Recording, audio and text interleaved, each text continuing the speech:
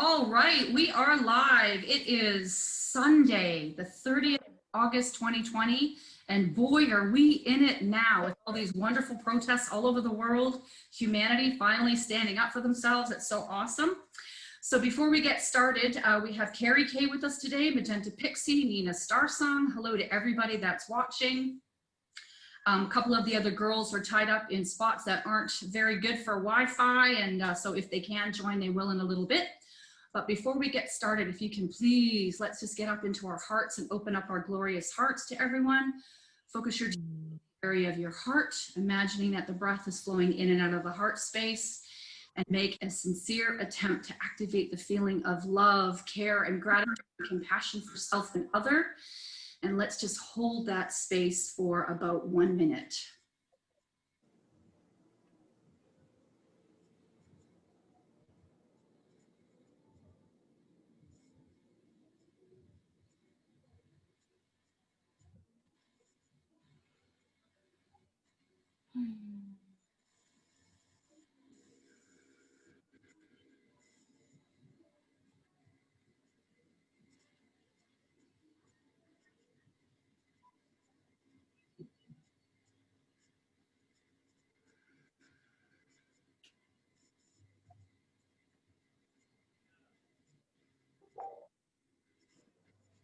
And let's bring it back.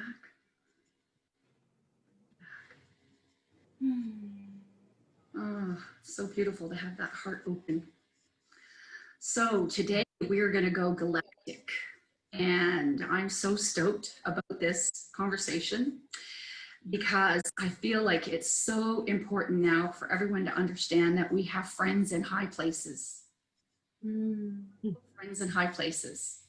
And Carrie, for those that perhaps have not met her before, Carrie works with the Galactics, as does Nina, as does Magenta. I guess you could say we all work in some way or another with our wonderful divine beings, our star brothers and sisters. So I'm just going to leave it open and see who wants to share whatever feels like it needs to come through for humanity to feel inspired and loved, and knowing that there's so much goodness happening in the background. But before we start sharing our galactic information, I was wondering if it would be okay if I just give a shameless plug to the most recent live broadcast from Camelot TV. I've just watched it. Jen McCarthy and Liam McGennity are down at Camelot Castle, and they just did a live broadcast with John Mappin. It was absolutely amazing. It was so light-hearted and fun, and they were laughing, and Jen asked some really great questions, and John gave such wonderful answers. And right at the very end, and I've had a headache for the last few hours, and I also was wondering if I couldn't make it today.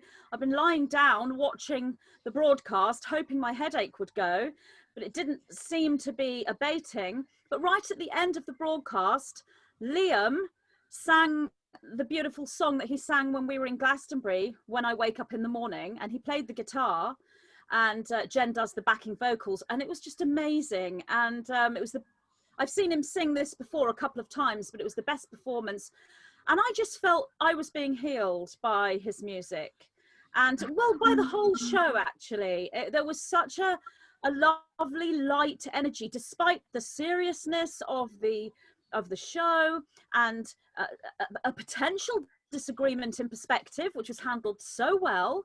And I just like to give a plug for Camelot TV and their latest broadcast with Jen McCarthy and Liam McGennity, and Liam singing at the end. So yeah, I just put that out there and just say, please go watch it, because it was really good. Yeah, and while we're having a shameless plug, let's talk about Millie. Millie and InfoWars and how Shadowgate. I fully encourage everybody to take a look at that movie, Shadowgate. It's really, really interesting. So, absolutely. Yeah. Cool. All right, thank you. So who wants to go first with the Galactics? Come on. Go, Carrie. Okay, I'll go. That was me waiting. You know, it's like having this huge swimming pool and telling your guests to dive in, and you don't really know where to dive in because the pool is huge and there's so much that we can talk about. But I will talk about and just start the conversation with some common questions that I get asked, and it's quite relevant to our conversation with the Galactics today. So one of the questions that I get asked really frequently is, where am I from? So there's this concept that people have, right? And they want to know, am I Pleiadian, and am I Syrian, and do I come from Lyra, and all of these wonderful things. And there's a long answer and a short answer to that question, but I'd love to give the short answer today, and that is, we all come from the same place. We all come from God. And when a person says, oh, I'm Syrian and I'm Pleiadian, what they're saying is the equivalent of me saying, I'm South African, and Paula, you're Canadian, and Magenta, you're from the UK, therefore you are British. Like, that's who you are. Of course, it's not who you are. It's where you live. And that's different. You are not where you live. Where you live can represent you, absolutely. You'll have a great relationship with where you live, but how can it be the definition of you? And so as we begin, I want to remind everybody that we are galactic, because we spend so much time looking up and out there. And I did as a child. As a child, my fondest, strongest memory, if anybody says, what did you do the most of as a child? It certainly wasn't ballet dancing, and it wasn't schoolwork. It was staring at the sky, day or night, staring at the sky in wonder for what was out there, because that was my perception. It was all about out there, out there. And it didn't dawn on me then that we're also out there and in here. In other words, we're a part of the same place, the same thing. So separation has seeped into our cognizance for so many generations that it's automated in who we think we are. But as we overcome the idea of separation and begin to view ourselves as also being galactic beings, because guess where we live?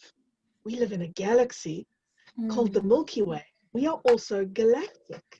So these ones with whom we interact, they remind us, they are our reminders of who else we are. They're not our gods. They're not above us. And they spend so much time passing that message to humanity. It was one of the messages that I remember receiving so blatantly and so clearly one night when I had what I had demanded, because I had a tantrum, an absolute tantrum one night. And the tantrum went like this. I said to my husband, so many people have seen UFOs in the sky. So many people have these daily interactions. And like a child, I said to him, and why not me? And I was really upset with the situation, right? And in this kind of tantrum, I remember something coming upon me, and I said, I demand to live in a world where I also get those interactions. And so unknowingly, unwittingly, I put this demand out. Yes, it came from the wounded child who felt very left out, because I'd had all of these interactions psychically. I'd had all of these interactions, and none of them were in physical. So there's my tantrum throwing moment. And guess what happened? It was about 48 hours later. This phenomenal sighting, literally in my backyard, literally over the garage of my neighbor's roof, which hung over into my backyard. And this phenomenal sighting took place. And you know what happened? I, of all people, now I've worked with the Galactics all my life. Guess what I did? I went into this, the schoolgirl mode. Ah, they're here. And, you know, the message came through so clearly. The message was, center yourself. Center yourself. We are one. We are the same. And the moment we go into this feverish pitch, as I did, the reminder is, don't go into worshiping. We are not gods. We are one. We are the same. So I learned things through comedy, clearly, but That was my in-person, that was my first in-person encounter. And believe me, I'd had since a kid hundreds, but this was the first time that I could feel their intention was to bring me into a craft in person, in waking. And I nearly blew the moment. But it's important for us to remember we are galactic beings. We are one. However we get the message, whether you've got to do it foolishly like I did, or whether you're going to do it in grace and in elegance like most other people will hopefully do, the message is the same. And that is, we are all one. And it's okay that we express ourselves in a third density environment. It doesn't make us less. It simply means we're in the process of remembering. And they are the catalysts that when we are in their presence, something in us says, oh, I remember that. That's familiar, that vibratory state. Again, it's not the place. It's not the, oh, you're from Sirius, therefore I now know who I am. It's not that. It's you are a fifth density being, and something in me recognizes that. That's where the sameness comes in, or the oneness comes in, the unity is birthed in those moments that we remember who we are as galactic beings ourselves, that we don't look outside of ourselves, that we don't go into worship, that we go into equality.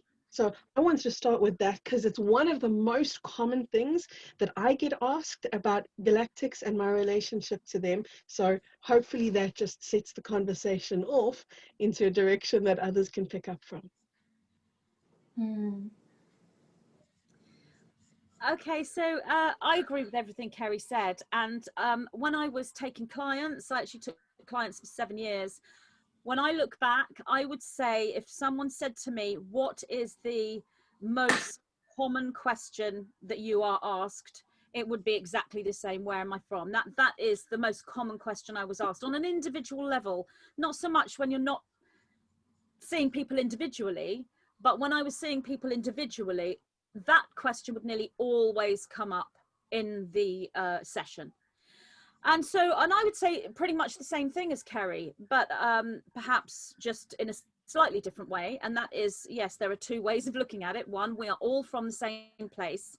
It's very, very easy to go and see someone, go and see a psychic or clairvoyant or a tarot reader, and often they will tell you where you are from. And they'll say, oh, you're Arcturian, you're Lyran, you're Pleiadian, or they'll say you're from Atlantis, and because people haven't necessarily woken up to their own knowing, they will subscribe to that. And when you do that, you can actually link very closely to that place that you believe that you are from or know that you are from, which is wonderful because you can get a really good individual focused connection with that place. But then it can sometimes prevent you from opening up to the unity and the whole galactic awareness that we are from the 0 point, the oneness, the source, the galaxy. And the majority of starseeds who are aware right now, and I mean aware spiritually as well as being aware to the truth, are connected with all of the planetary systems and star systems. They're connected to a multitude, even on a linear level. Obviously, we're connected to all of them on a galactic level, a unified level. So yes, we're all from the same place. On a more linear level, what I was able to do with individuals was look at them and trace back the linear soul's journey to an inception point, to a place that they were from. Now that lineup from where they were now on that particular date that I saw them and trace them back to a point, that would change depending on where they were in their own awareness. So that inception point doesn't just mean it's where you're from, it's where your soul is from. It does mean that on a linear level, but it also means it's where you are now and what planetary system you're connecting with. For example, the nines say to me that I, as Magenta Pixie, am Pleiadian, but they, as the 9, are Arcturian. Yet they, as the 9, are me in the future. So that means I'm Pleiadian now, and I will be Arcturian in the future. So all these planetary systems are to do with vibrational states. And on another level, they're not actually planets. They're time zones, they're dimensions. They are Earth in different realities and different time zones. So from that perspective, there's only one place, one planet, if you will, and all the other planets are reflections of our planet. Just like us four here, we're Paula, Kerry, Magenta, and Nina. But when you take a step back from that, we're all the same soul, experiencing different lifetimes in different times. So multiple ways of looking at that. So it's important perhaps to know where you're from, so you can link into that energy and use that energy. And I found that the majority of starseeds were usually from Lyra, the Pleiades, or Sirius. They were the main three. But sometimes I would see someone and I wouldn't be able to tell. There'd be a sort of a scatter with that linear progression back, because your inception point is a multiple point. So your soul is being created from multiple planetary systems all at once. So to trace the linear line back to one origin point, it's just to do with where you are now.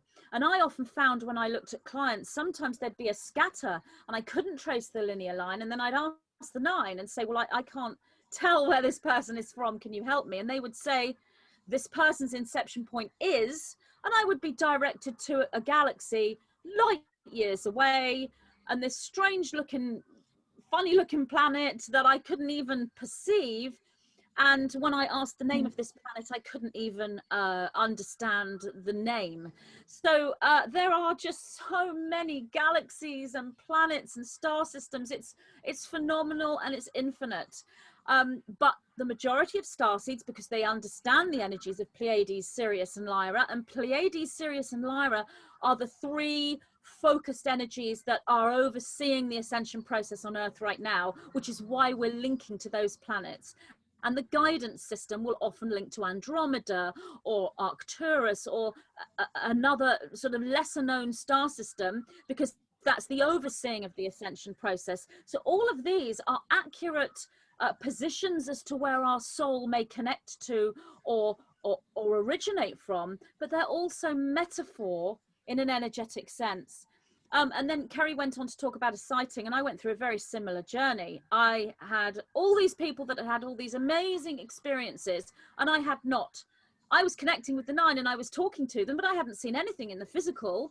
And I remember asking the nine, well, why don't I have these experiences? And one of the things they said was, a lot of the experiences occur for two reasons. One, to raise awareness of extraterrestrial or ultra-dimensional or time traveling or something outside of the box for the person.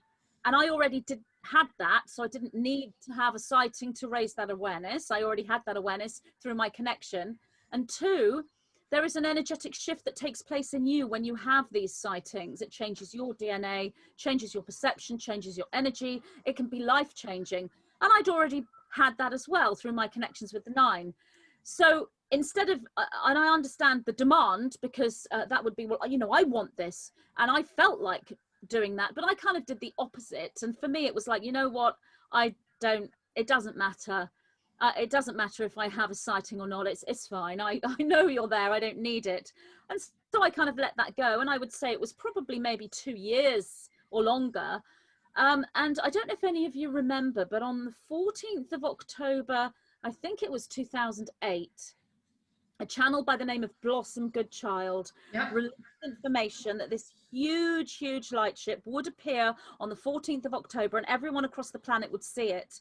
Now, I've spoken to Blossom, bless her, and she's absolutely lovely. And what I feel is that this was perhaps a physical linear translation of something that was more, could have been seen more metaphoric, but everyone took it literally. Everyone thought a giant light ship was going to fly across the planet, and it was just awful when it didn't actually happen.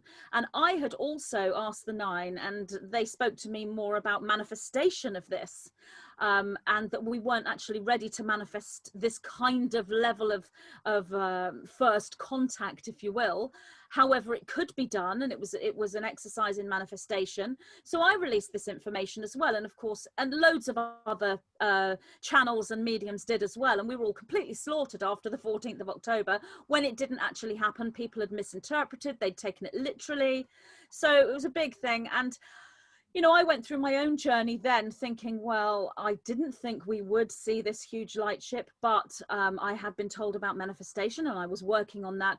What the nine were trying to tell me was that this was individual, because literally the next day, on the 15th of October 2008, 24 hours after that big date that Blossom Goodchild had presented, I had two dramatic sightings. One was in the astral, an astral dream-like lucid dream, where I saw multiple pastel-colored UFO, spaceship, lightship types of craft with a beautiful energy. And the next day, I actually saw that in physical waking life. And I was actually driving in my car, believe it or not, how I managed to not crash the car. So I'm driving and my son was in the car too, so he saw it as well. And I looked up and there was this huge bright light quite a long way away, but it was obvious that it wasn't a normal sort of entity or physical celestial body that you would see in the sky.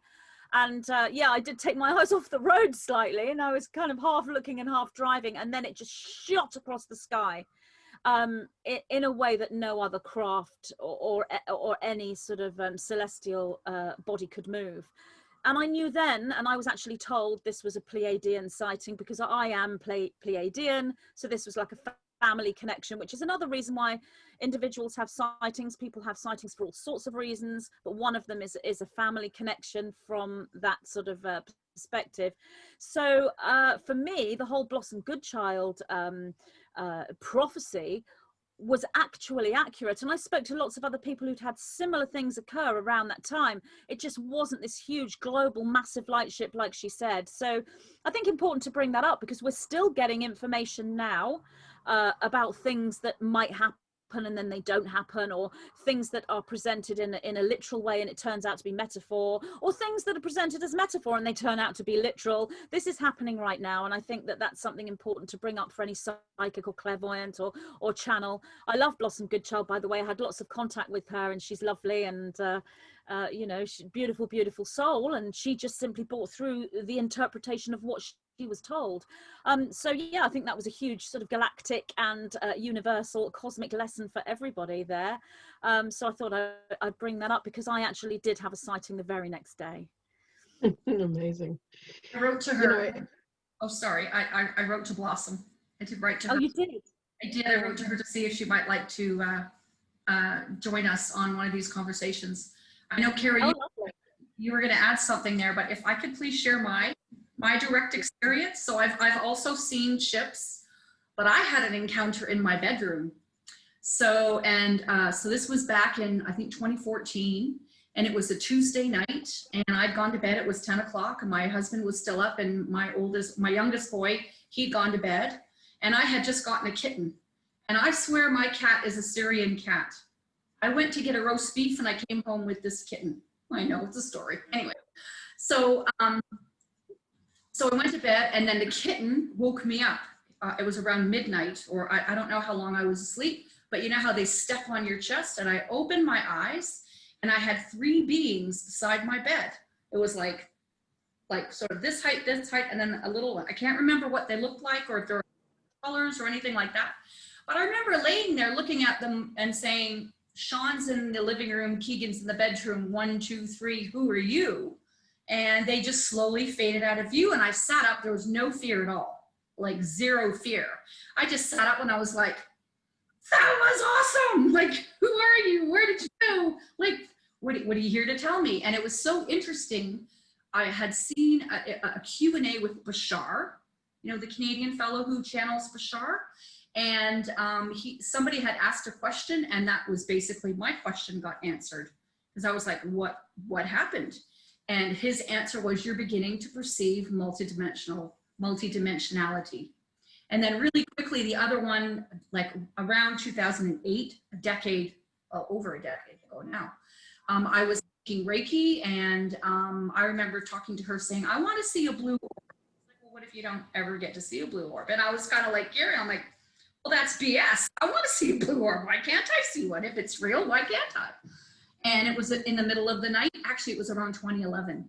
It was in the middle of the night, and I rolled over on my pillow, and between my face and my pillow was this little blue orb that basically came like this. And I was like, I remember checking my crystal and looking to see if there was a reflection, like trying to figure out, okay, is this real? And it basically just went through here and through the wall. And I was like, thank you, I got my little blue orb. Anyway, I just had to share that because that was pretty cool. Beautiful. Well, What I wanted to say earlier, oh, sorry, Nina, sorry, we've got this lag, sorry. What I wanted to say earlier, I'll just be very quick, was, you know, Magenta was saying that there's huge value, and I agree with you so completely, and I just wanted to reiterate that there's huge value in getting your soul's lineage and ancestry, and many of you will know it intuitively.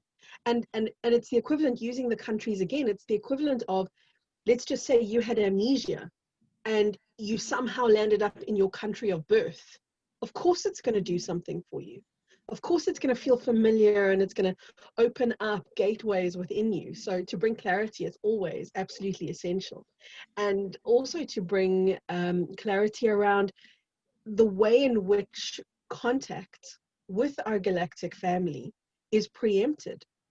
You know, I would hate for somebody to go, oh, that's what Carrie did, therefore that's what you must do. Oh, no, but that's what Magenta did, therefore that's what you must do. It's what you must do. For each individual, it's different, you know. For me, it took the demand, and for somebody else, it might be totally different. For somebody else, it could be a polite, graceful request. And, you know, just bringing through that every person can find and has access to that place within them that has always been connected. Because in truth, our connection to our galactic family was never severed.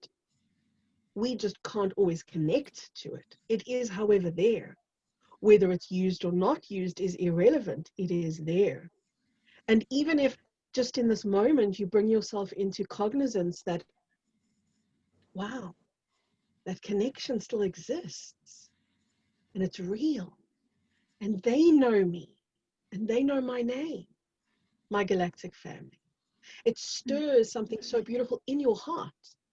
And the moment the heart is stirred and activated, so you reignite that connection again.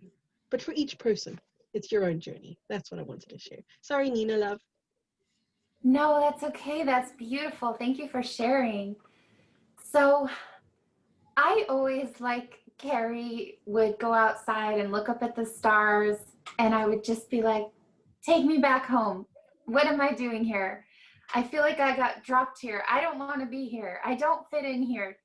And so the stars were this knowing that that's home.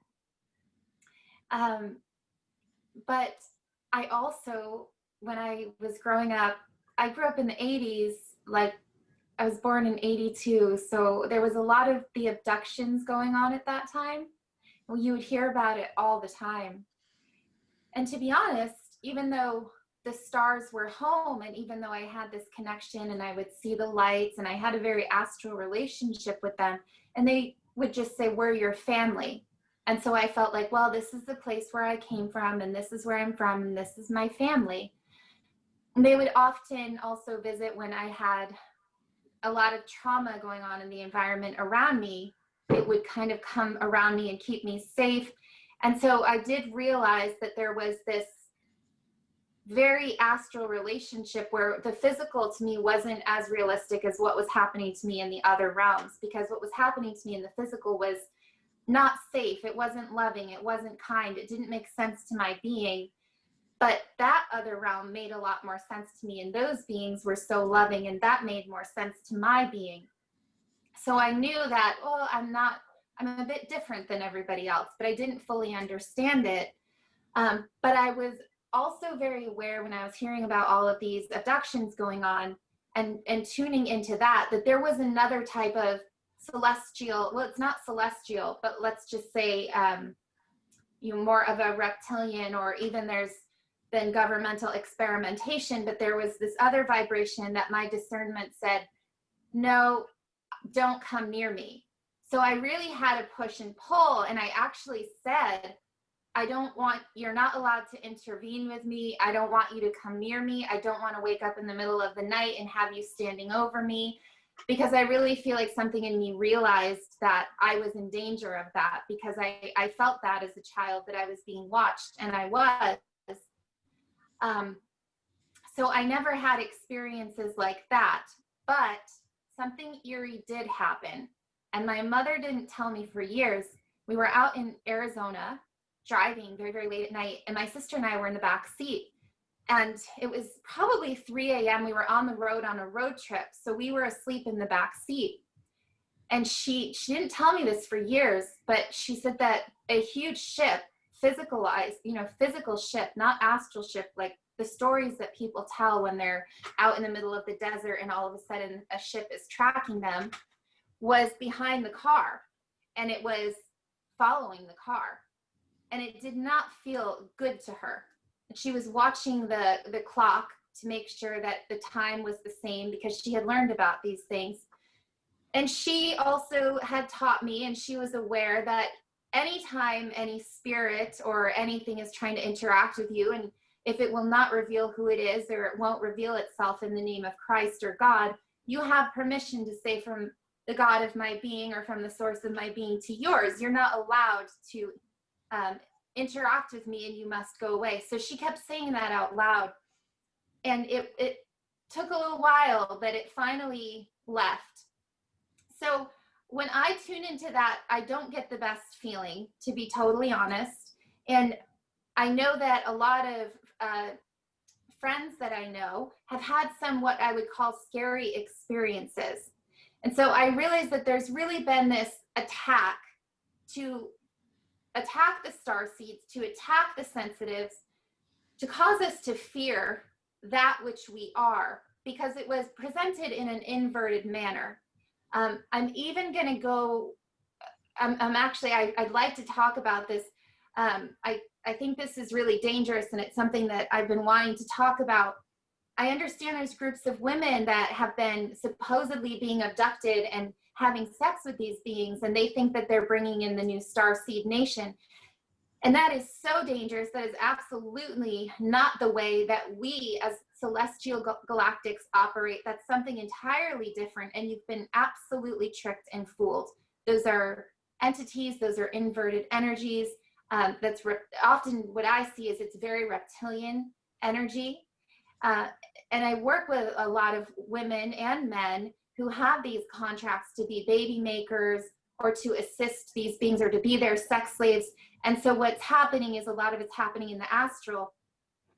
And I had to work on that with myself too, because I would have moments in dreams where I would actually have them coming in saying, will you help us procreate? Will you help us? And I would say no, but I had to keep saying no, because they kept coming into my dreams. So I know that's all very, very real. And that is something that is different than what we're discussing here. And I just want to clarify that.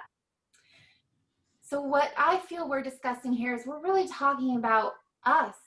It really is us in the future and now and the past. If it's operating on a quantum level, which it is, we are walking stargates.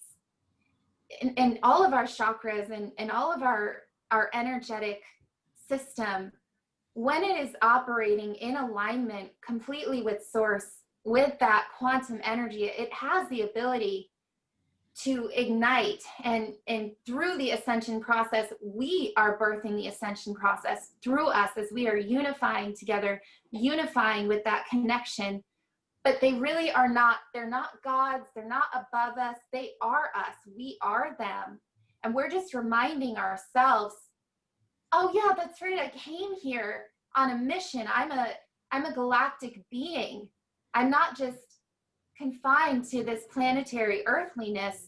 And I'm here because I'm a part of a beautiful awakening of the remembrance of sovereignty. And I came to assist in setting Gaia free. And she's choosing this because she is a starship. And when I think about it that way, it just, I feel at home. You know, there's no fear, there's no sense of they're above me or they have more intelligence than I do. I often feel in a way that the way that I channel them is actually me from the future channeling myself as the awakened starseed that I am. Sometimes I'll even see myself, you know, as that in that form, like, oh, that's future 5D Nina. And I've been visited by us and by the Galactic Federation of Light, by the Galactics. And people are like, well, what is that like? What do they look like? And I'm like, well, it's us. It's not like this separate thing, guys. It's us. And I've had astral experiences with the ships, and it's us. And it's like, hi, me. Oh, hi. We're getting closer to each other, to this reunion soon of coming into alignment. So I think that's hard for people to understand because it really is a quantum understanding. And that's what we're expanding to at this time in our own consciousness, is we're constantly operating on so many levels. There's no past, present, or future. It's all happening now. And the more that you align in that, and the more that you're reading the different timelines and able to jump into these quantum spaces, you're going to become in your being more able to have connections with this future aspect of yourself, which we're calling the galactics. I hope that makes sense. Yeah.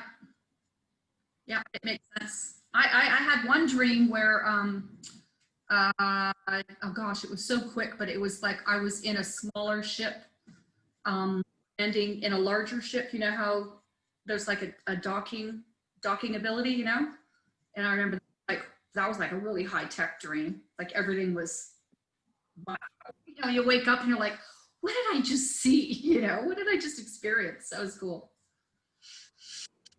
Yeah, I agree with everything Nina said. And it's really important to bring in that other perspective about this can be perceived in a very dark way. I used to have lots of clients that would come to me that had had alien abduction type experiences. Sometimes these are false screens for their mind to be able to understand that they've actually visited home and then they needed some kind of activation, so it was benevolent.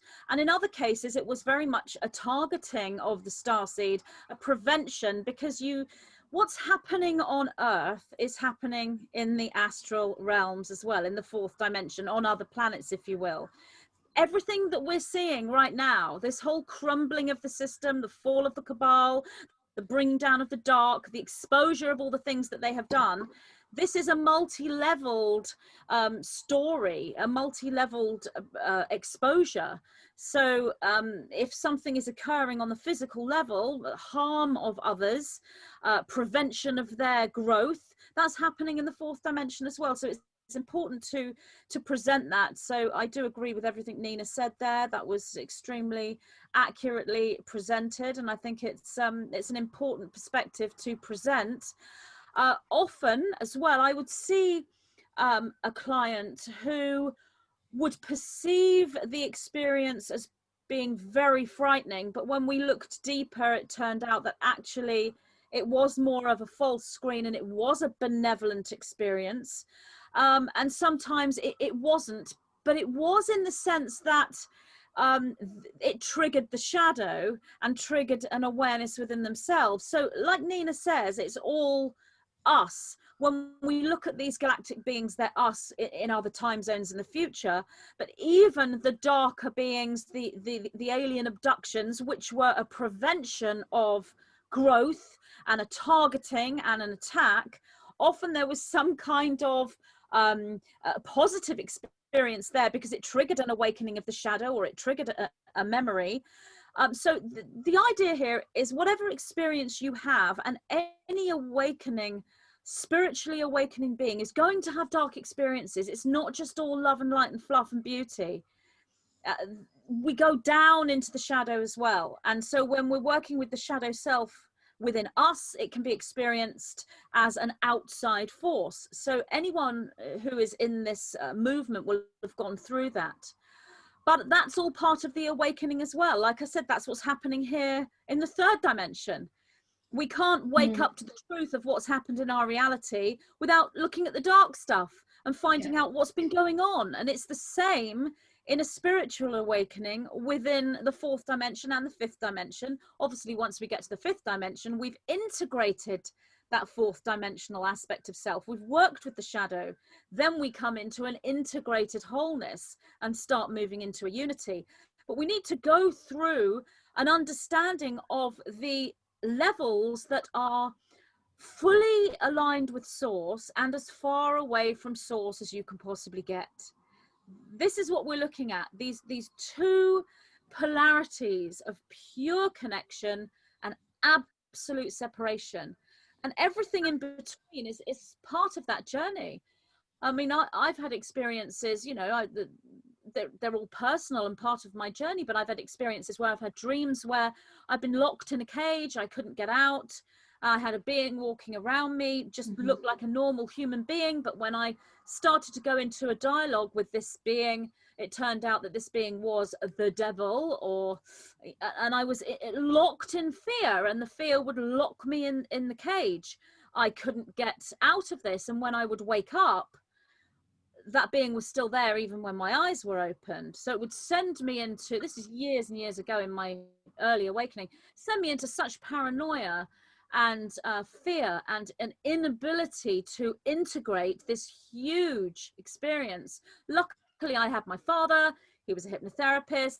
He was my mentor. I could go to him, even though he would look at me in a more psychological way and say, oh, you look like you're on the verge of a nervous breakdown, and you know, you need to start becoming more focused in the real world and forget what's going on in that realm. Or he'd take me into hypnosis. It still helped me.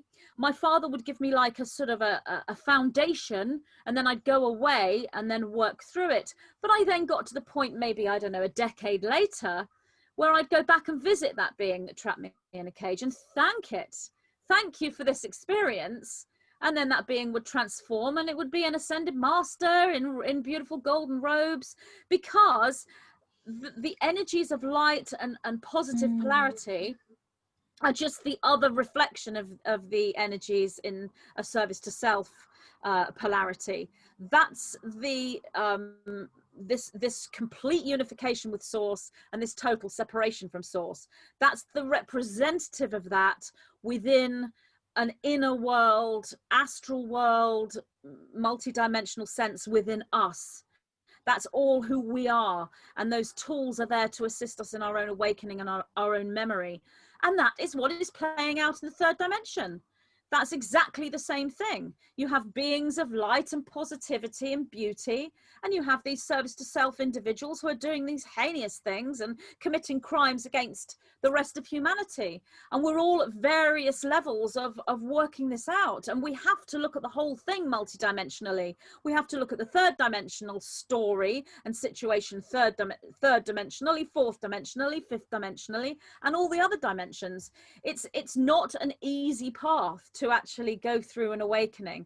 The Great Awakening is not necessarily something where you know nothing one day, you learn a few truths, you realize you're fully woke, and then that's it. You've landed in some kind of enlightenment or some kind of truth or wisdom. It's an ongoing journey that takes place outside of our lifetimes.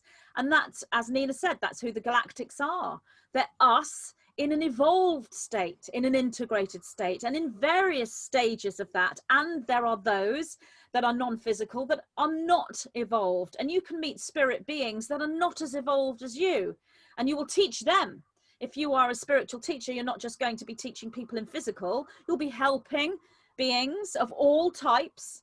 And it's a journey that if you do not have an anchor, if you do not have a core, you will be lost, and you can become paranoid, schizophrenic, you know, go completely insane or crazy and lose it. It's okay to be like that for a while, because you can't go through these experiences and sail through them in the early days. Like I said, I would go crazy with all of this and go and see my father, and I'd have 2 or 3 days where I'd be breaking down, but I moved through it. I found a way through. I found a way to look back and integrate. So that core is so important. Now, in the early days of awakening, that core might be another person. It might be a mentor. It might be a parent. It might be a partner. It might be someone you're watching on the internet. I didn't have the internet back then when I was awakening, but luckily, as I said, I did have my father.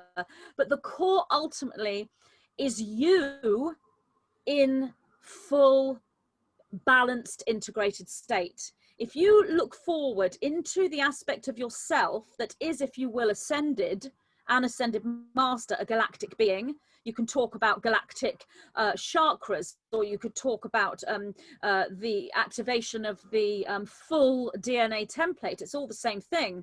If you can access that core, and the 9 call this the pillar of light, the vertical axis, that's the first foundation. You then move into the horizontal axis and find the core within the middle of that cross. But the first point is the vertical axis. If you can imagine a pillar of light is standing straight up and straight down, and you're in the middle of that pillar, that is your core. And there are many other visualizations you can use. That's only one. And as long as you have that core, that will bring you back to the central point with everything.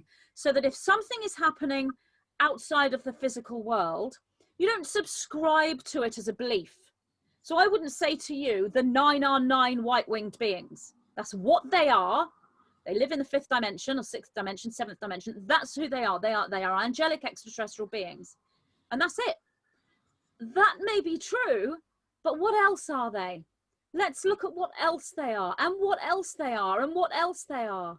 Because if you subscribe to that one belief system, you don't open yourself to all of the other belief systems. And if we're talking about going galactic is going multidimensional. It is looking at multiple perspectives simultaneously and taking a paradoxical consciousness. And this is happening in the 3rd dimension. Someone might say, children have been rescued. Thousands and millions of children have been rescued from these underground tunnels, and they've all been saved by Donald Trump, and they're on these huge ships, Comfort and Mercy. So, oh, great, that's wonderful. I'm going to subscribe to that belief. The children are there. So that may well be true it may actually be happening. But where is your, I won't say proof, but where is your evidence to suggest that that's the case? Is it a knowing? Is it a vision? Is it a dream? Did a being tell you? Did you have evidence of this in the physical level? Did someone who works on the ships tell you about this? Do you know? Did you see photographs? You work with all of this evidence on every single level, and you come back to the core. Without the core, you'll subscribe to this, and then, oh, that's not true after all. But we are going from 3D to 5D, and we're ascending in 3 weeks' time. 3 weeks come by, oh, I haven't ascended yet. What went wrong there? You're all over the place with all these beliefs, and it's happening on multiple levels, right across 3D, right across multidimensionality. Come it's back time. to It's time. yeah. Right. Exactly. Wow. So you come back to that core of self, which is a groundedness. It's an anchoring into the physical realm so that you don't lose yourself. You stay pragmatic. You analyze the evidence that you have, even if that evidence is non-physical, but that pillar goes up. It's a never-ending pillar. It's infinite. You get to the highest point. There is no direction. There is no highest point. You're fully in source. So when you take that pillar gives you everything, and the core becomes 0 point. You can then look critically with a 3rd dimensional brain at multidimensional concepts, and that's how you work out discernment and alignment and truth. And that is crucial right now, more than it ever has been on this planet since the beginning of our known history. The last time it was this crucial was Atlantis. It's potentially equally as crucial now, because we are going through another Atlantis period. It's different this time because we have different technology and different things are occurring, but we are going through a very similar journey. Atlantis, as we know, in most timelines fell, not in all. It did not fall in all timelines, but in the timeline that we have as our memory in our history, it fell. We are now looking at a future that's not that. We are not going to fall in most of the timelines. So we need to remain within that core space. And going galactic isn't just about connecting with other beings in ships or presentations of experiences. It's multidimensionality, it's galactic consciousness. Mm-hmm. Mm-hmm. Yes.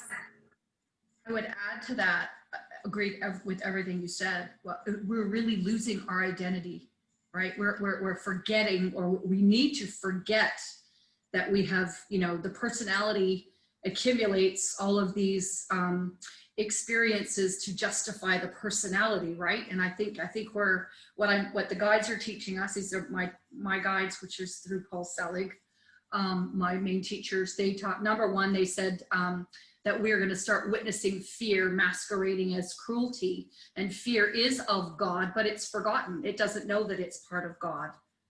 And so there was that part, and then I just completely lost my train of thought. Yeah, about the whole identity. We think we're human, and we've been masquerading, I guess you could say, as human beings, that we're these. I think it's a double perspective, because everything you said is true. We're losing our identity. We're losing the identity that we ever knew. But if we allow ourselves to stay lost in the fragmented loss of identity, we're lost. We come back to the core, and what we do is we give ourselves more identity than we've ever had. So we take both of those. We come into an identity, and when we say we're not human, that's true. We're losing that humanness. We're becoming galactic beings, which is more than human and very different from human.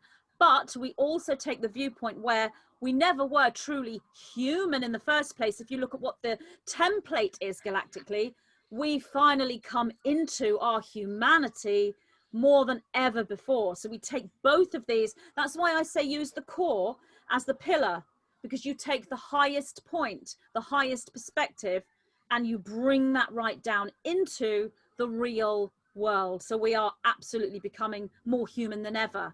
So it's always looking, well, I have this perspective. What's the absolute opposing perspective to that? And let's take both of these, and then you're in paradoxical consciousness, which is multidimensionality. Yeah, it's actually really cool to hold multiple perspectives. It's like you can have a conversation with yourself, like, from, you know, well, from this point of view, this is the case. But then again, if I look at it this way, it's like how many of us are in here? You know, how many have I got in here? That's awesome. But it's also about coming into the knowing, right? So it's like having all of these perspectives. And Magenta, you describe it so beautifully when you talk about the core. It's that place of knowing, however it arrives for each person. I think one of the most critical, most imperative things to do right now is to anchor ourselves within that knowing that is our own. And on the topic of identity, you know, if you think about it, so much of our identity was handed to us. So we were told as kids, we were formed, molded, and then used mistakenly the words that said, oh, this is who I am, which really just were a confirmation of the molds that we had been formed to. So in many regards, our identity was given to us. And that's the identity that we're losing, the false identity. And the identity that we're claiming is the most gorgeous thing imaginable, because the true self is everything that we ever wished we could be and more. But it does take that grounding within and an expansion without, the expansion into the who and what else we are as individuals. So often we have these dream time conversations, and I would love for those listening to really pay attention to those dream time conversations and to take heed of what is said in those dream time conversations. Because what I know of is a huge ongoing project from the Galactic Federation, whereby human beings, those of us who are activated, ready, starseeds, whatever you want to call us, we've been having contact, preparation contact, at night, in dream space. You could call it night school, you could call it your dream school, whatever you want to. But there's all people talk about, oh, when is contact going to happen? Contact has been happening for years. But we have to connect with that within ourselves that's capable and worthy and equal to that contact. And so the grounding in yes, the expanding out into the who and what else we are, yes, so that we can begin to receive those dream time interludes in our everyday waking state, because so much information is being given that the brain thankfully can't keep track of it all. The brain's not meant to keep track of it all. I remember conversations, early conversations between myself and the Galactics. And I very vulnerably one day said, I don't think I'm equal to this task. And I was young. I think I was still a teenager. I was still in school. And I said, I don't think I'm equal to this task. And one of the main beings who I've worked with since time immemorial, he said to me, why? And I said, well, because I don't think I'm that clever. I don't think I'm intellectually capable of maintaining the teachings you're giving me, the information you're relaying to me. And guess what his response was? He said, good, you're not meant to be, because this left brain of yours is not where the wisdom that we interact with is held. And so he showed me, one of the first times that I received a full body activation was through him showing me this is where wisdom actually is. It was this experience of engaging with what I call the who and what else you are that is surrounding the physical form, and realizing, wow, that's me too. And this is wisdom as well. It's not just this, it's this invisible form around me that I can perceive and feel into and communicate from. Now, this is important because as we prepare ourselves for contact and realize we've been having contact for so long, one of the important things that we must overcome is we're living on a planet, if you think about it, where we have very high consciousness beings, dolphins, whales, elephants, baboons. I worked with baboons for many years, and they've been phenomenal teachers to me. And one of the amazing things that the baboons taught me was, you human beings are so focused on wanting to connect to these very wise extraterrestrials. You want to have that contact, they said. And you can't even connect with the animals in your own backyard. You can't even connect with the other species in your own backyard. So why don't you start there? Why don't you start with reverence for yourself so that you can have reverence for other life? Why don't you bring yourself into equality with us so that you know what equality with an Arcturian, for example, would feel like? And I was like, wow, yeah, absolutely. So we can learn to have contact with these non-terrestrial terrestrials in our everyday life. It could be your dogs. It could be your cats. It could be a cow in a field. But make no mistake, we are having contact with other species on an ongoing basis. But what if we came into awareness of those conversations? So pay attention to dreams. Start connecting to self in that expansive way, absolutely anchored, absolutely expansive, and then become aware of the other conversations with the other beings that are taking place.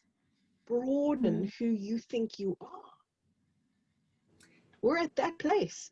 Paula, it's where you and I started speaking today. We were saying, we're at that place in our ascension process that we kind of knew was going to happen, but it seemed that it wasn't going to. We're at that place. But act like we're at that place. Absolutely.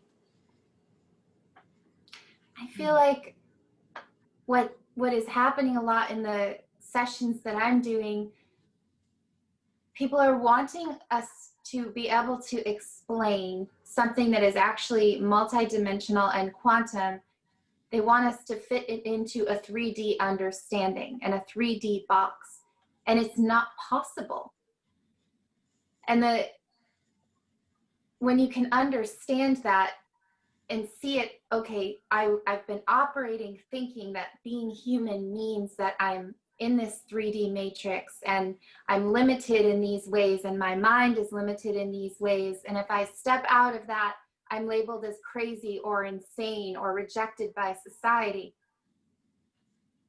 If you can step out of that, because now we're ascending out of that, we're realizing what that 3D matrix truly was, that it was meant to, it was us in a way reflecting to ourselves, this is the polar opposite of what I actually am, so that we would learn. And this is an incredible classroom. We set it up this way. Everybody's just playing their roles within that. But if we can see this from a higher perspective, the ascension process is about the awakening on all levels, on the mental, spiritual, physical, emotional level. So, wow, perhaps it means that being human actually means galactic. Maybe I'm expanding my understanding of things. And what I'm seeing that's really cool right now is the transparency of our galactic nature is starting to really shine through people. You can start to see it more in their physicality, in their way of expressing themselves. And I feel like that's because we're just we're almost becoming braver. The starseeds are getting more comfortable about stepping forward and saying, I've been hiding who I really am my whole life because I was afraid that if I came out, I would be killed or I would be targeted. And the truth is, a lot of us were. So now we've been told it's safe to come out. It's safe to shine your galactic nature. And as we're all stepping out together and doing that, it's so cool because we're naturally beginning to operate on these higher levels with each other and remembering our codes and remembering our future selves and how we interact with each other. And we're operating more on this starseed psychic level and communicating on this very galactic level with each other. But it doesn't fit into a 3D context. So that ideas of, well, when is the event going to happen and when are they going to arrive? It doesn't work like that. It's already happening. The solar flashes are already happening. If you're able to open your third eye, it's already happening. A lot of us are already receiving intel directly from our future galactic self saying, go do this today, or go, that happens to me. I get sent on little missions. And it just has to do with raising the vibration on the planet. And we wrote all of this for ourselves. So it's not that somebody outside of you who has more power than you is telling you what to do. It's not that I'm giving my power away to the Galactic Federation of Light. It's that I realized that I wrote into my being, I am a part of the Galactic Federation of Light. I just woke up to that remembrance. I woke up from that amnesia. And on that day that my higher self or that galactic self is, I'm essentially channeling, it's me channeling my future self saying, hey, do you remember that today you were going to go do this and sing in light language and go by the ocean and amplify the Stargate? But it's because that's something that I wrote into my being, and I'm just remembering that. But it's not that someone is more powerful than me or they need to save me, because that is just not how it works. And as we are raising our vibration, we're getting closer to that harmonic convergence. And that is really what this great event and this awakening and this ascension process is all about. So it's important for people to not start giving their power away. I had a beautiful dream years ago that is like the most beautiful dream I've ever had. And I still feel that this is going to occur. But I have this dream, we could maybe say it's the peaking of the event. And in the dream, there's so many people gathered on a huge beach in front of an ocean. And it could be symbolic. I think it's a bit physical too, because I'm being led towards the beach and the ocean. And a lot of people are right now. But everyone was lined up. And what was amazing is that when the ships were coming in, they didn't look like ships. And this is what was really fascinating to me. Instead, they were orbs of light. And they were orbs of light that were very familiar to us, and they were blinking, and they were not huge. And as they were coming near us, they were kind of like visiting each of us. But the orb that resonated with you, it was like you had a master key code, galactic key code in your own heart, because your heart is a stargate. And as that light was meeting your heart stargate, it was lighting up together. And through that lighting up, it was revealing the galactic codes. And then your galactic codes were a match to each other. So what I really understand this as is, as our chakras are aligning, as we're learning to operate on a higher chakra level, and all of these individual chakra stargates into the master heart stargate are aligning and opening and activating, which is the pillar of light that Magenta is speaking about. We are activating our own ability to remember that we are stargates. We are the stargate. They talk about the Merkaba. That's exactly what it is. We have the ability to remember and to know that we are stargates, and we're on a very large stargate. So the galactic experience doesn't have to happen outside of you, because it really isn't happening outside of us. It's actually happening inside of us. And that just, I love that, because when you experience it in that way, you're like, oh my gosh, it's not in the future. It's not far away. It's not something I have to wait for. It's happening now. I'm a part of it. It's in my body. I am that star being here on this starship in this galaxy. So I think that it can bring a lot of peace to starseeds that might feel like, I miss home. It's like, no, that's what we're awakening to. We are awakening to the fact that right now this is home, because we're connected to all of it always. And Gaia is now, we're seeing all of it just with new lenses of galactic eyes. So on that note, I want to go back to what Carrie and I were talking just before we all got on here about. So we're beginning to witness, right? Disclosure is across the board, all the things that were hidden in shadow. And this whole reveal is it's the end of separation. It's truly the divine union, the return of oneness, and us claiming I am an aspect of Creator. So before we all got all gathered here, Carrie was sharing a little story, and as you were saying too, right? We're beginning to witness the star seeds in each other. It's, you can't hide the truth anymore. And so, Carrie, can you tell that little story that you were sharing about the person? Sure, the human being to the lizard to the, tell that, because people, you know, as they start to witness the corruption and whatnot, people are going to be appearing a little differently. So let's dig into that a little bit so that folks are prepared to be coming to. Yeah, so this is about, exactly as Paula said, the revelation of self. And the human journey, the 3D human journey, has been so much about, I want to be this, or I want to be that, you know, the images that we've wanted to uphold. But what we're stepping into is not about what I want to be. It's about who I am in essence, and living and claiming that true core identity. That happens for us almost without us even trying to. Simply by being alive right now, we're burning off the old, the untruths, the distortions, that which you are not. All of the false identity, along with the false matrix, is burning off so that true self is revealed. But that applies to all. So this interesting story that I was sharing with Paula was, a client of mine has for many generations been visited by extraterrestrials, and for her it's been very unwelcome. She holds a lot of fear about them, but this often happens in lineages, right, where we have the grandmother and the great-grandmother and the daughter and the daughter's daughters all being visited, all having these visitations. And that's because very often there's a lineage that's being traced and followed through by these non-terrestrial families. Nonetheless, something in her granddaughter was clearly very visible. She was out and about.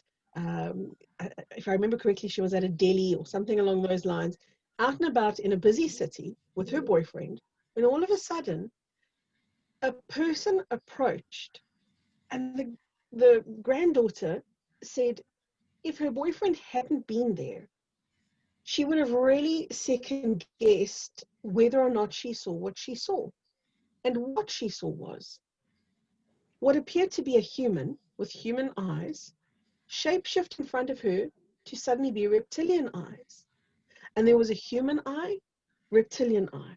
And it was kind of backwards and forwards between these two visuals, obviously in the same person. And then she said she noticed it on the skin, where it appeared underneath the skin, that the skin suddenly became translucent. And beneath the skin, she could see scales, lizard scales. And I can't tell you how this particular family is so in fear of all things dark and so-called demonic and evil. And the irony, of course, is that they have been pursued and followed through so many generations. They clearly stand out to such a degree that another one who was clearly of ill intent came, saw that light, and approached that light in the granddaughter along with her boyfriend. And the interesting thing is, both the granddaughter and the boyfriend began vomiting. They were very ill afterwards. When they walked away, they felt that they'd been in a trance. It was a very negative experience for them. But the takeaway from it is this. The takeaway is we can no longer hide who we are. All is being revealed. It can be no more hiding. Where the dark at one point had power, because it was hidden, it no longer has the power.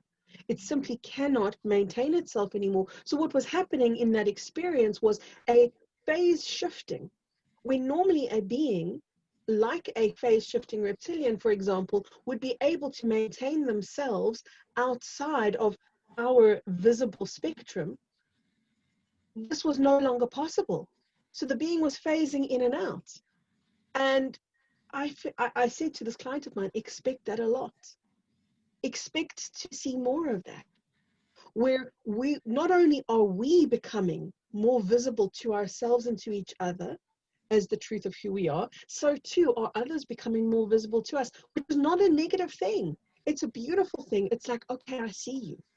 I see you, and because I see you, I now can't be misled by you. I can't be fooled by you.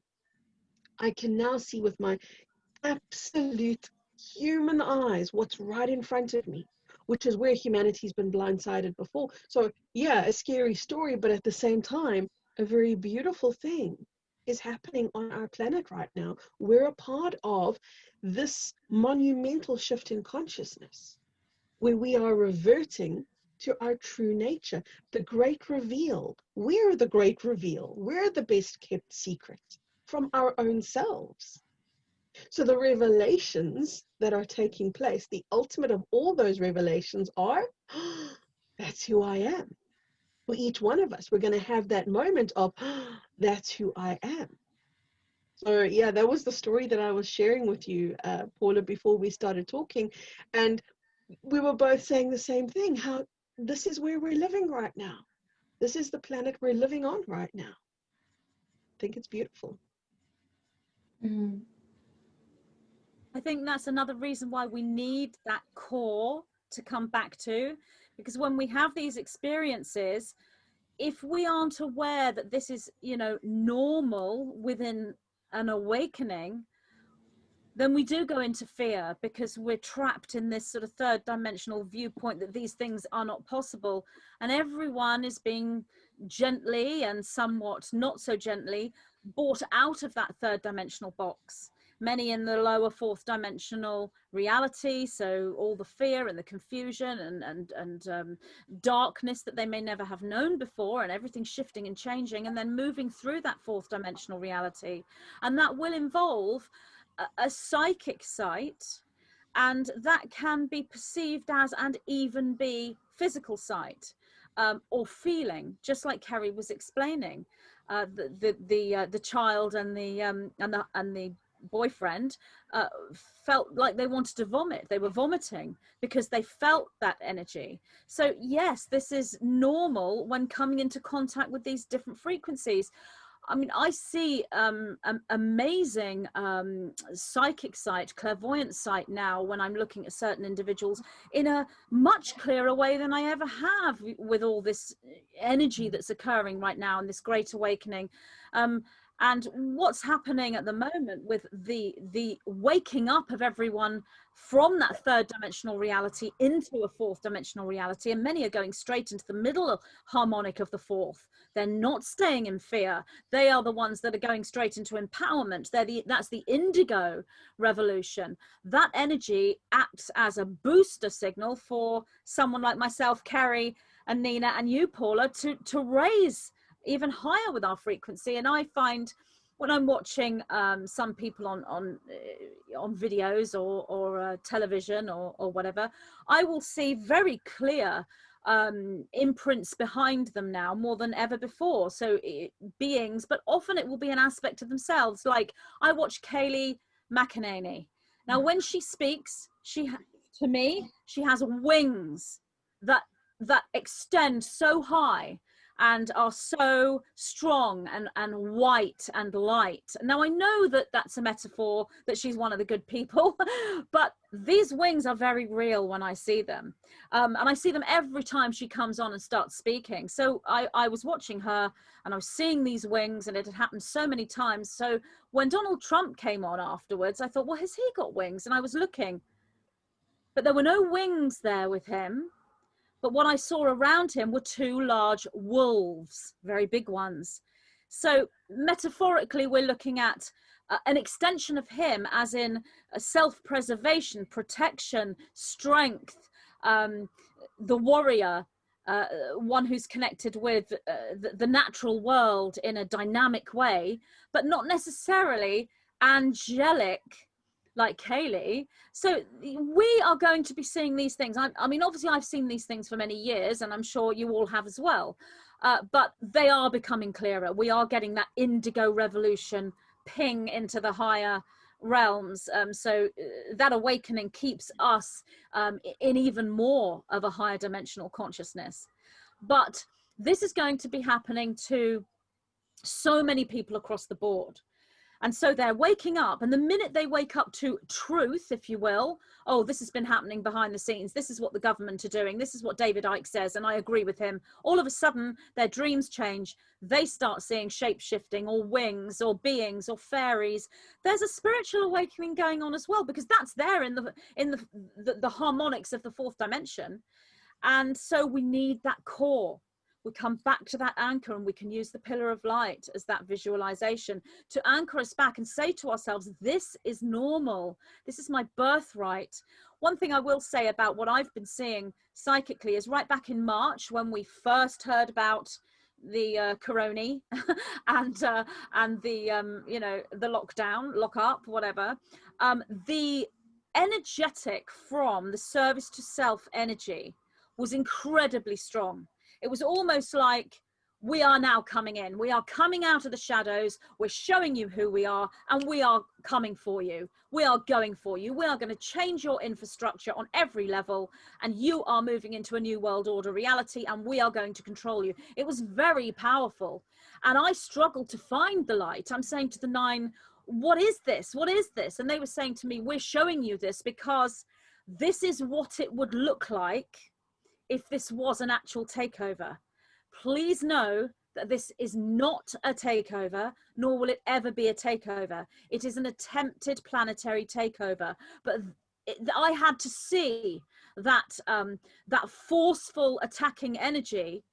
I had to feel it to know what it was, so I could recognize it and understand that this is an intention. And this isn't just an intention physically. This is a magical intention that's been worked for thousands of years. But now, in August 2020, and I'm not saying that this is going to remain, we're going through some real intense times in September and October and early November. We are going through some intense times, but right now, at the end of August, I struggle to find and see that attacking energy because the awakening has overtaken it. And it sent this attacking energy into a scatter. Like, how do we continue to maintain this plan when we have light here, we have light here, we need to keep a lid on this, and we need to keep a lid on this, and we need to shut down the QAnon, and we need to shut down, infiltrate the spiritual, get in here, and they can't hold that attempted planetary takeover that they thought was a planetary takeover. That was the plan, that was the intention. They can't hold that energy. And as Kerry said, the only way they can operate is in secrecy. It has to be hidden. They can't do it otherwise. It is no longer hidden. It hasn't been hidden for a long time. We've already reached critical mass before this awakening even occurred. We reached critical mass for awareness before Corona. And now that awakening is absolutely huge. And as we were saying before you started recording, Paula, we have these demonstrations going on all over the world. We had huge demonstrations in London yesterday. I think there were 40,000 people in London in Trafalgar Square. David Icke was speaking live to this, huge following. And I know that this is happening all over and set to yet more. So the protests that were so dark and negative and infiltrated have flipped. And I was actually looking at the protests, a couple of months ago, and seeing all the infiltration, thinking this isn't even a real protest. These people are paid. These people have been told what to do. These are, sort of like a kind of a military stroke ninja type of energy that have been trained to do this job. Where are the real protesters? And now I'm looking and thinking, these are the real protesters. This isn't a controlled, this is the people. This is the Indigo Revolution. This is the voice of the people. And it's drowned out that other darker energy. Now, obviously, they're going to make another step. This is 5D chess, that we're all on this huge 5D chessboard. They're going to make another step. They're going to come in again, but we're counteracting it.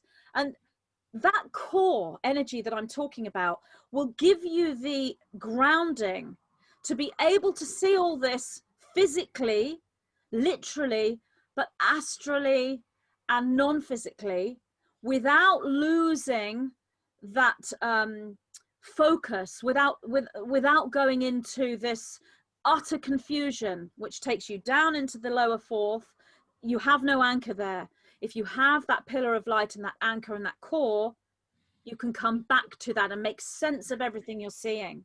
And that is so important for the star seeds. Anyone who's not spiritually aware or psychic or empathic probably won't really know what I'm talking about, but there are so many that are now, and they can help those that are just waking up, and then they can find their core. Where we're going is hundreds and thousands of people who know what this means. And the Nine actually said to me, by the middle of 2022, the amount of people that are awake, and I don't just mean awake to the truth in the third and fourth dimension, I'm talking about spiritually aware fifth dimensional consciousness. By the middle of 2022, the amount of people in that 5D consciousness will have more than doubled. I know that that's not next year. I would have liked it to have been sooner, but it's a wave that has to take time. We're looking at people who are completely asleep to all of this. They have to go through the fourth dimensional awakening to truth first and have the cabal crash down and the restructuring and all of that. Then we're moving into this huge spiritual awakening where the spiritual is no longer fringe and on the surface and backdoor information. It's in the fore. And those that are in the spiritual movement are no longer some sort of fringe speaker on the backdoor media. They are the front door media. They are the faces that the people will want to see. They are the voices that people want to listen to. And half of them haven't even woken up yet. We're going to see a huge, huge wave of awakening of people who step up and speak and present their stories and help another whole wave of individuals to wake up. So by the middle of 2022, those in 5D consciousness have more than doubled. And that's the timeline we're on. And, it could occur earlier, but there are these different waves to the awakening, if you know what I mean. And that's a wonderful goal to see and to know.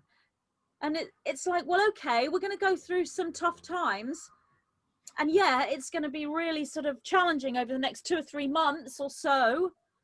But look where we're going next year. Look where we're going after that. Look where we're going after that.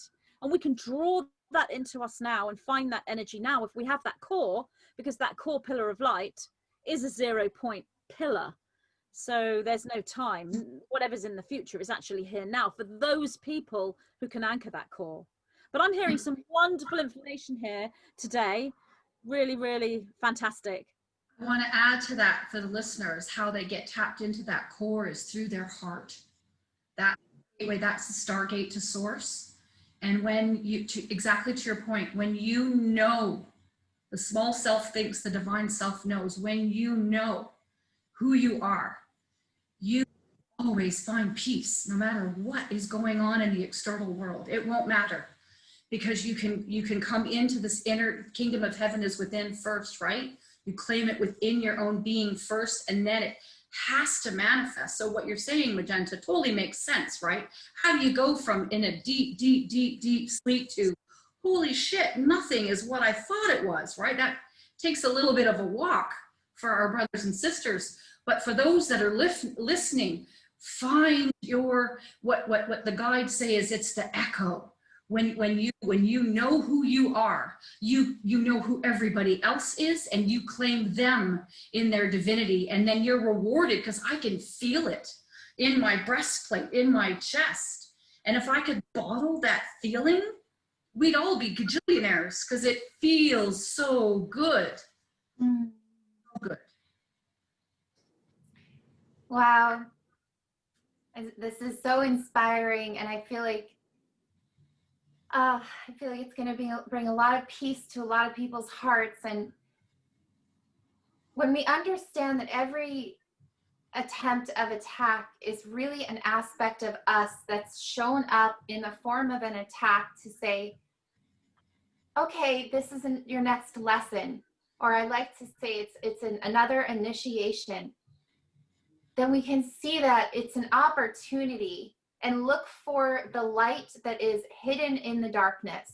And that's one of the biggest messages that the Galactics have brought through to me, is there is so much light in what you perceive as darkness. It's shown up to show you where you have asked to grow and to evolve. You've asked for things. You asked to step in, to play a certain role. You've asked for certain things. All of you on a collective level, you're ready for these things. So this shadow, as all of these people outside of you, this projected shadow has shown up to be the reflection of where you need to look to take this, to do the work, to do the inner work, to see these things, to see this aspect of the collective consciousness, to make new choices, to become sovereign. And every single attempt is really just going to accelerate the ascension and the awakening process. So if we can see it this way, like I'm really perceiving at this time, there's going to be probably some type of a second, there's going to be a second wave cabal attempt. It's coming. I'm seeing it. I don't want to spread fear, Magenta. Maybe you can speak to that too, but it's been coming through to me more and more. We're looking pretty soon, actually. We're looking like September, October. This is coming, but it's going to be used to wake up those individuals that are still very much in denial. And I'm not seeing that this second wave attempt is going to be happening the same everywhere. It's really going to be a state by state situation, and that those that are in those states, and it really looked to be more, the red states are going to be not hit by this so much. It's going to be more the blue states. I'm seeing more like Chicago, California, New York City, certain areas in Europe where they're still very much vibrationally needing these lessons, which is why some of us are being pulled out of certain areas, because we don't need those lessons. For that, we're already awake. We don't need to go through those experiences. But certain souls have written it a very difficult way of awakening. They need these very, very hard lessons, and karmically, that's what they've chosen. And because they're sovereign, they get to choose that. So this is going to be happening, and we need to understand that this doesn't mean, oh, you guys are all so full of it. It's scary, it's awful, it's terrible, the cabal is winning. No, it's going to be a very harsh second wave in order to wake people up that were not waking up, that need it. So the intensity of the lesson is what is needed to intensely shake certain people to the point that they are able to surrender finally and surrender to their ego. A lot of them, what I'm seeing is they maybe deny source completely. There might be a very strong anger there, and they need to get shaken to their cores. A lot of us don't need that. We do not need that. So also on top of that, I've spoken to this a bit, but really, if you're getting told to leave a certain area right now, it's not because you need to leave there forever, but please leave, because what's coming may not be what you need to go through, and that environment's going to go through a very hard time, and you don't need that. Other people do. I know a lot of people that need that. It was really what I was told was, Nina, leave Paris, because what is coming here, you don't need to go through. You're already awake. We're putting you in a safe place. We're putting you into the role that you need to play to help others. But these people, they need this, which is why your consciousness and theirs has never really fit together. The things that you talk about, they think you're ridiculous. They hate God. They think God is a fairy tale for children. You don't need this lesson. You don't need to be brought to your knees in fear. You don't need to see, oh my God, what if, the world was taken over, or what if reality came to a standstill? You don't need this. But just remember, everybody, that it is going to cause a huge, bigger wave of awakening. And that's what we have to be ready for, and keep our eye on that future, knowing that the ascension is happening no matter what. And that's how we wake up every day, and we know that the battle has already been won. Now we're going through the process of the awakening, but the battle has already been won. I just wanted to share that. And they're getting funnier and funnier with the fact checking now on Facebook and stuff. Like, it's almost like, no, that's not true. We have to cover that up. Don't let anybody see it. That's a lie. But it's so obvious, right? The fact checking. That's hilarious. I'm sorry. I think what Carrie said in the beginning, if we can look at this somewhat as like a movie, like it's like we're living in a cartoon. The reality of 3, it's so humorous and ridiculous. Yes. Agree, right? It's hilarious. Yeah, absolutely. Absolutely. And Nina, well said, love. Well said about the attempted second wave. If that does become an eventuality, there's no need to crawl under your bed and go, oh no, look, we've been overtaken. It's an opportunity for more people to wake up, as you've so perfectly said. You nailed it. I 100% feel that there will be an attempt for a second wave. They've been pushing that since before the so-called first wave even began. They were talking about the second wave. So in a sense, they've already told us what their plan is. But if that does take place, first of all, I feel it's already thwarted, because more people than ever before are awakened now.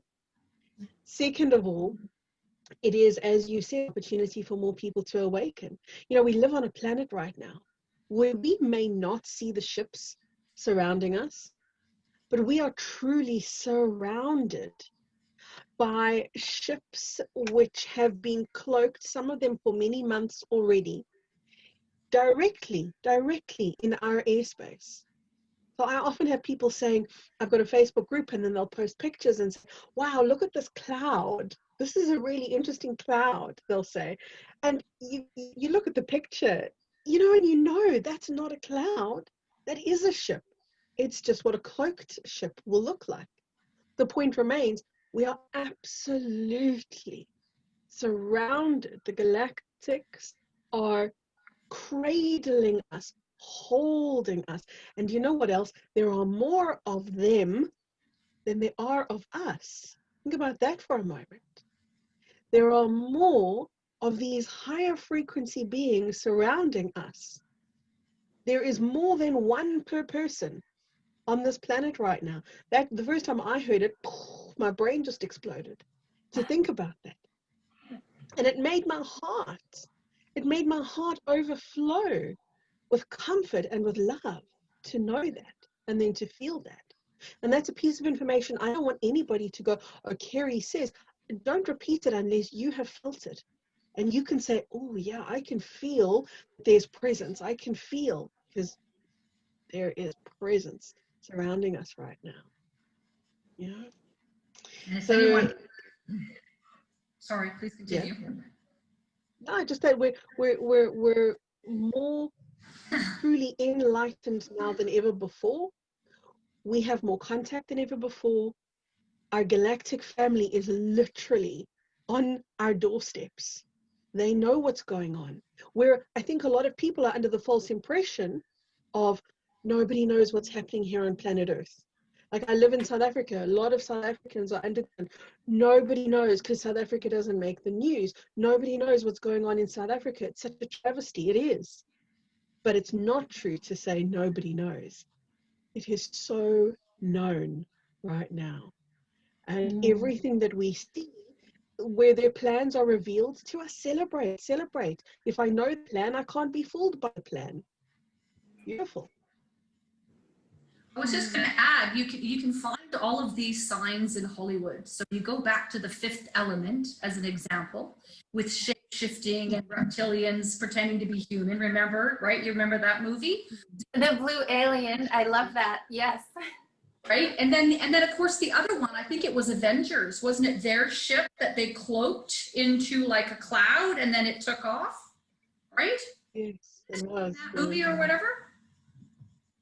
Remembering that one? I think it was either the Avengers. It was when like Hulk and the girl and oh my gosh, the Captain. It was a superhero one. Yeah. It was a superhero movie, but they were on like a ship. It was a ocean liner ship, and then it changed into being able to fly, and they cloaked themselves, so they were clouds. So I only say that because people might think, well, how do they cloak themselves and it's a cloud? But well, they've already dipped our big toe in it with the Hollywood movies showing what their technology can do, right? Oh yeah. So it's wonderful to know we have friends in high places, and we're surrounded literally. And it, like I think you, right, Nina, right? You said the key to unlocking the kingdom of heaven is through the heart. And we have the best installed God's tech in our own body, right? Which is starting to come online, because I never knew, talk about my own awakening process. I didn't know that I could tune into someone. I did a little bit of training. I didn't know that I could tune into somebody and see what I can see. So if that's happening to me, it's happening across the board, right? Yeah. And that's a beautiful thing. Oh yeah. Our galactic family, they're so happy with where we are right now. They're so elated with what's going on right now. I see so many humans going, oh, this is so terrible. And I see the galactics going, this is amazing. Because from a greater perspective, it is amazing. We are awakening. It might look like turmoil, but it's just the crumbling of the old so that we can create the new, the perfect plan. Yes, that's so true. And I think if somebody was listening to us talk who is within a third dimensional consciousness, they will say these women are crazy. You know, everything's falling apart. We're totally under attack. This planet's doomed. And these women are living on just some fairy tale. That's what they will see. And they'll be right from their perspective, because all they can see is the third dimension.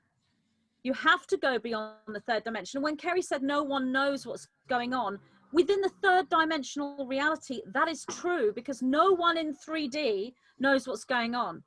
They can't, because this is a multi-dimensional experience, and you have to be multi-dimensional to understand what is going on. You need to see the other dimensions to be able to understand what's happening on the third dimensional physical level, But Nina, I agree with you about the second wave. I think that's absolutely part of the plan. I think they've had to tweak it a little bit because all of this bit hasn't gone the way they wanted it to. I think the second wave was planned for a full global lockdown for an extended period of time to really push humanity into a position where they give up and they are completely and utterly controllable and will just, you know, allow a vaccine or a microchip because they're just at the end of their tether. That was the plan, to lock down humanity for an extended period of time. That isn't going to happen because it hasn't gone the way that they wanted it to. They can't do that. If they try and lock us down globally, I mean, people are already taking to the streets. I mean, there's just no way that the consciousness will allow another planetary lockdown. It happened for an experience, but that won't happen again. But what you're seeing, Nina, are these, from the US point of view, state by state or country by country in Europe, or maybe within the European countries here in the UK, maybe it will be these regional lockdowns. It may be a nationwide lockdown, 50-50 here. I don't think that they know how they will do it because obviously they're responding to us.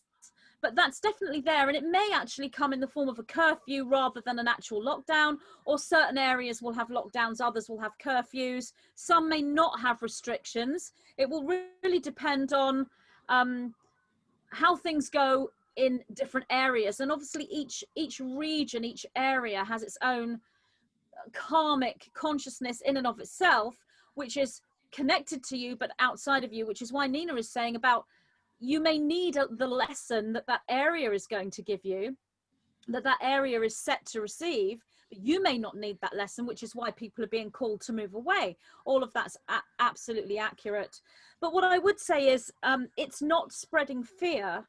And I know a lot of people say, oh, you're just fear mongering, you're spreading fear. It's not spreading fear. When you are telling people what you see as a potential, what you see psychically or what you think might happen, you're actually helping people by giving them that vision.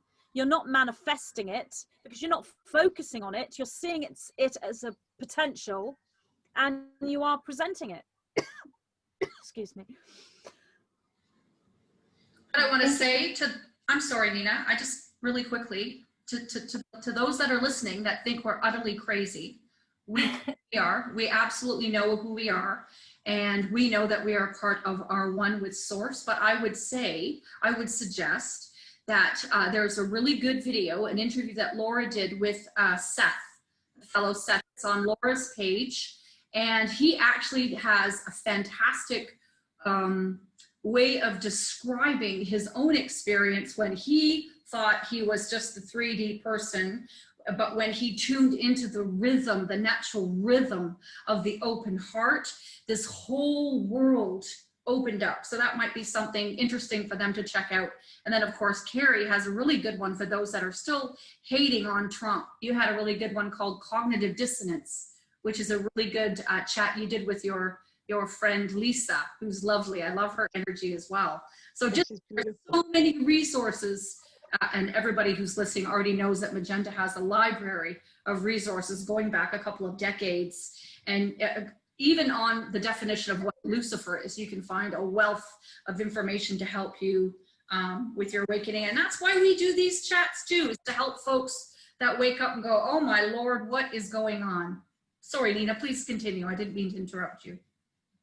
Oh, I was just wanting to say thank you, Magenta, because there is this misunderstanding that when you do share what you've seen publicly, people do feel like you're fear mongering or you're going to manifest that. It's no, I'm letting you know what is very probable in the timelines energetically, and I'm giving it to you so that you can make a clear decision in your own discernment.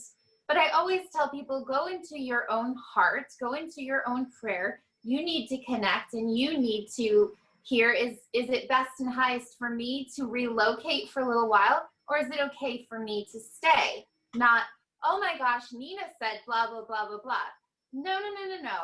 I'm just We're just telling you what we're seeing. And we are also responsible to do so if we've been guided to share it publicly. We just put it out there.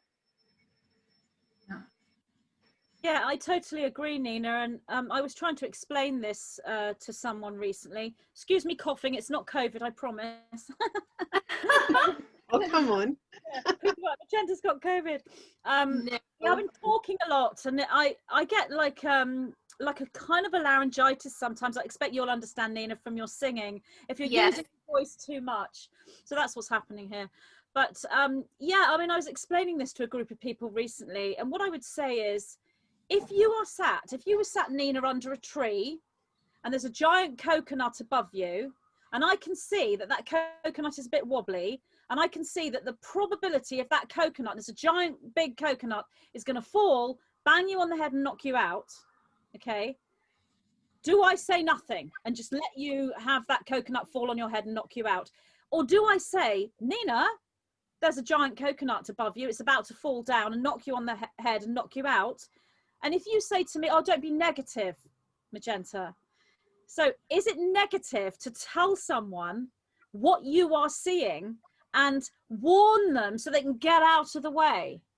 And this is such a huge misunderstanding in the light worker, truther, new age community. The minute you say something like, you know, there might be a second lockdown, or this might happen, or that might happen, you're accused of being negative. Even if you're not psychic, you can see the probabilities of what may happen. I mean, obviously some people can't. And I know that there are many, many, many people out there who haven't even considered the thought of a second lockdown, even if it's being broadcast in mainstream, because they have blinkers, because they don't want to look at the negative. Those are the people that are going to be the most shocked, because the coconut is going to knock them on the head, because they're not listening to the warning to get out of the way. So that was the metaphor that I used to explain to people why telling you something that you see isn't negative. It's not fear mongering. You are assisting and advising. If a coconut was about to whack Nina on the head, what kind of friend would I be by not telling her and letting her sit there and get knocked out? Even though that coconut might not knock you on the head, it might fall next to you, who knows? But if the trajectory is right above your head and it's looking like it's going to hit you, then I'm going to let you know. So that isn't negative, that's positive. It's like letting somebody know they have a booger. Yeah. Let them know they have a booger. Or if they've tucked their skirt in their pantyhose, you know, and they're walking, maybe just be kind and let them know, hey. Loving these metaphors, Paula, loving these metaphors. Yeah, exactly. We got to keep it light, right? We got to keep it light. Yeah. All this shadowy stuff. Show. Yeah. And I think, go ahead. Sorry. The other thing that I've heard people saying is, well, if you leave California, then you're running away, and then you're just the same thing is gonna follow you. That is absolutely not true. What we're talking about here is, if you in your own vibration have chosen a timeline and you are operating in a certain vibrational frequency and you've been guided to leave, then you are perhaps being guided to a place that will allow you to live out that timeline and is more of an appropriate and in vibratory resonance with you, because now you are no longer in vibratory resonance with possibly the collective there that has chosen to have a certain experience together, which means they are all operating on the same timeline and they are all in vibratory resonance with each other. So this has kind of been something that I've really wanted to clarify, because I'm hearing so many falsities being spoken about, and I'm seeing a lot of what I would call newly awakening starseed light workers that are going, they're misunderstanding their ego, and they're thinking that their ego is their galactic information, or they're thinking that their ego is their consciousness, and it isn't. And actually that is your ego that is tricking you into believing that you need to stay because if you leave, you're going to go through the same exact thing, or you need to stay because if not, you're running away, or you need to stay because you need to hold and be a pillar of light. If this is really what source is guiding you to do, okay. But if you're getting feelings and you're starting to feel like, no, I need to go, listen to that. I do think, Nina, in a third dimensional sense, there are individuals who are obviously thinking, oh, I've got so many troubles here and so much stress. Moving is the answer. And so they are running away, and those problems do follow them. But these are individuals who are 3D, or who are just waking up, who haven't gone through an integration or worked with the shadow. So they're unable to access that aspect that's telling you and leading you to leave. So when someone awakened like you is getting these nudges to leave, this isn't coming from a lack of working with your shadow. So problems are not going to follow you. You are shifting from one environment to another because something's going to happen in the environment you're in that is no longer serving you. You're moving to pastures new. But with 3D, and that's probably where these individuals are coming from, that old saying, you can't run away from your problems, that's probably where they're coming from. It's true on a 3D level. But I do understand what you mean, Nina, and I'm seeing a lot of newly awakened individuals, and it's, you know, giving you spiritual advice. And it's like, I remember feeling like that sort of 25 years ago. I mean, this is part of awakening. You come to the point where you have some awakening for like 6 weeks, and you think you are absolutely an ascended master, and you will start saying things like, don't think about a second wave because you'll manifest it, without understanding about manifestation and how manifestation works, because they've read The Secret. So, you know, that book is all they need, and that they haven't looked deeper. That's going to be huge. And I think those star seeds and light workers that are already aware need to be aware that we're going to have some, you know, baby light workers thinking that they are all knowing, and we have to be aware of, because the whole role of us as spiritual teachers, leaders, whatever word you give yourself, and I try not to call myself any of those things, but obviously we are, or we wouldn't be doing what we're doing. There's a whole wave of awakening going on, and our jobs are going to change accordingly over the next however long to accommodate these new waves of awakening. And this will be huge. So there'll be many who are already quite far down the awakening path that will find that there's a whole nother level of issues that come with the awakening. Everything we've been through for the last 20 or 30 years, they're going to go through in a quicker way. And because they don't have the luxury of time like we had, they've got less time to sort of integrate all of that. So yes, that's huge in the lightworker community right now. On social media, everybody has become an expert on all sorts of subjects. Everyone's become a doctor, a medical professional, everyone's a master healer, everyone's an ascended master spiritually. Everyone knows and they're all sort of, you know, telling each other all these things. And I think one really important thing is to not get drawn in, because the debates are important if you are at that level of awakening, because you're debating with yourself. Is this true? Is this true? What might be right? So having debates with others, even if it leads to an argument, is potentially part of your integration. But when you've been through that for the last 20 years yourself, then getting involved in debates is not going to serve you. It's not going to be constructive. So this is why many people who are in a position of have a following, if you will, or a teacher of some kind spiritually, this is why they don't engage that much with people. It's not because they're being rude. A, they've got so many people that want to talk to them, it's not possible. But B, you find that when you engage, it's lovely, and you can meet your soul family within that connection. And then one person will come along and they're angry, or they're an anti-Trump, or they're a troll, or they're paid to do it, or whatever it may be. And everyone in that position is going to have those infiltrations and those attacks. I don't know a single person in that position who hasn't been attacked on social media. And so we need to know when to engage and when to actually take a complete step back, and if need be, block people. But even when you do that, you will get attacked. I blocked someone yesterday, and then I had a friend of that person come forward and say, why have you blocked this person, Magenta? Do you not agree with free speech? Do you not think this person should be expressing their truth? My response is, yes, they should be expressing their truth. I absolutely welcome it, even if it disagrees with me. But what I will not take is attacking someone who has come onto my page, disagrees with everything I say and wants to let me know, and is trolling post after post after post and upsetting other people on my page. Boundaries have to come in. Much as you love that person on a higher level, you need to bring those boundaries in, and you block that person and you delete their posts. Simple as that. Yes, I agree 100%.